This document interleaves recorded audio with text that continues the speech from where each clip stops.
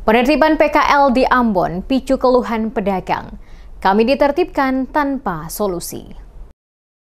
Penertiban pedagang kaki lima atau PKL yang dilakukan pemerintah kota Ambon sejak 28 April lalu memunculkan gelombang keluhan dari para pedagang. Aksi penertiban yang mencakup wilayah Pantai Losari, kawasan Pasar Mardika hingga Batu Merah ini dinilai tidak disertai solusi konkret bagi para pedagang yang terdampak. Tim Dewas Media Group yang menelusuri sejumlah titik penertiban menemui berbagai ungkapan ketidakpuasan dari para pedagang. Mereka menyesalkan langkah pemerintah yang dianggap hanya fokus menggusur tanpa memikirkan dampak sosial dan ekonomi yang dialami para pedagang kecil. Menurut keterangan mereka, gedung baru Pasar Mardika memang dibangun untuk menampung para pedagang. Namun dalam implementasinya banyak pedagang yang justru tidak mendapat tempat. Sebagian mengaku tidak mendapat informasi jelas mengenai mekanisme penempatan. Sementara yang lain mengklaim bahwa tempat-tempat strategis di dalam gedung sudah dikuasai oleh pedagang-pedagang besar atau mereka yang memiliki kedekatan tertentu. Keluhan tidak hanya datang dari kawasan Mardika. Di Batu Merah, sejumlah pedagang mempertanyakan ketimpangan kebijakan penertiban. Menurut mereka, ada area tertentu di Pasar Batu Merah yang dibiarkan tetap beroperasi, sementara sebagian lainnya digusur.